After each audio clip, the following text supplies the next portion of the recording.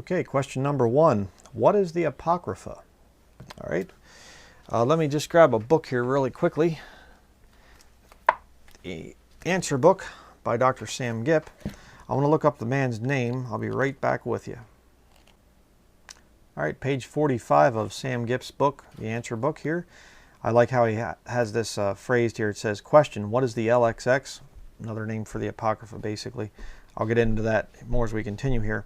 Answer, a figment of someone's imagination. Very good. Basically, the way that the story goes, this Apocrypha, the Apocrypha is a collection of books found in the Septuagint. Okay, and the Septuagint is supposedly a Greek translation of the Old Testament. Now, apparently between the time of the finish of the Old Testament, the last book written in the Old Testament, until the time of Jesus Christ showing up, the Jews decided that they needed to evangelize the Greek world. So they wanted to make a translation of the Old Testament from Hebrew into Greek. Okay, so there was supposedly this thing here, the letter of Orestes, and this guy decided that he was going to basically get 6 Jews from each of the 12 tribes together, and that, 6 times 12 is 72, and that they would take this committee and they would make this translation from Hebrew into Greek. And then, so this translation was made, and then that's what the Jews were using in the time of Jesus and the disciples. That Jesus and the disciples were quoting from the Greek Septuagint. All right, and that's this great, wonderful thing. The big problem, there's a whole bunch of big problems, but the big problem with it is that this Septuagint, the LXX, as it's designated, has apocryphal books in it. Books of the Apocrypha. In other words, books that are not part of what we would call the 66, the Christian Bible, the 66 books of the Bible. Now, they are in the Catholic Bible because they teach a lot of false doctrine. But, that's just where the problems begin. Let's go over some other problems. First of all, the fact that the thing is called LXX. Now, if you understand Roman numerals, L is 50, X is 10. So you have 50 plus 10 equals 70. But wait a second. It's 6 Jews from each of the 12 tribes equals 72. So why isn't it called the LXII? It's kind of weird. But another big problem is that you have this thing of, oh, well, we had 6 Jews from each of the 12 tribes come together to make a translation. Well, that doesn't work either, because if you understand the Old Testament, there was only one tribe that was allowed to translate and transmit scriptures down through the years, and that was the Levites.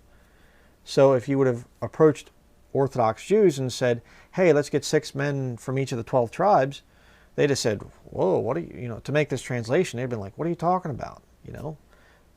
They're not going to translate their holy scriptures. I mean, the Jews today still have their scriptures in Hebrew. The real sacred ones. Why would they make translation into Greek? Okay, that's kind of odd.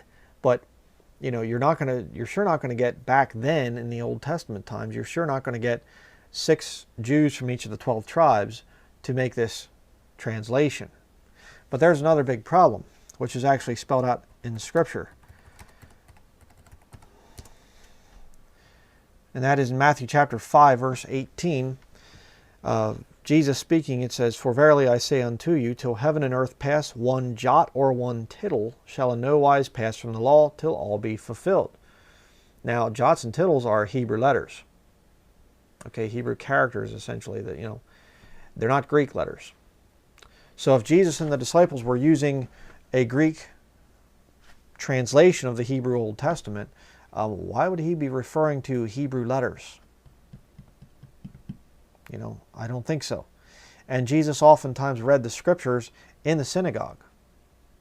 Now, according to my understanding, they don't read anything but Hebrew in the synagogues, especially back in Jesus' day. So this whole thing, when you actually start to examine this teaching of this Septuagint and these apocryphal books, it really starts to fall apart. But that's not the biggest evidence. The biggest evidence is that there is no such thing as a BC Septuagint. The only copies of the oldest copies of the Septuagint that exist only date back to basically to this perverse scholar Origen, Adamantius Origen, I think his name was, his Hexapla, okay, that he wrote after the New Testament was completed. It was probably right around 100 to 200 AD, right around that area in there. You know, I don't have the exact date here, but the point is, you know, it goes back to that. But there's no such thing as a BC Septuagint. There are no extant copies of the Septuagint that go back before the time of Christ. But that's when it was supposedly written. See, the whole thing just doesn't work out. All right. So when somebody comes along and they try to tell you that Jesus and the disciples used a Greek Old Testament, they don't know what they're talking about. They're lying. They're basically repeating something that has been told and told and told and told, and it goes right back to Roman Catholicism. So don't fall for the thing of, you know, the apocryphal books being some kind of a great authority that we should have, and our Bible's missing books and all this other stuff. It's nonsense.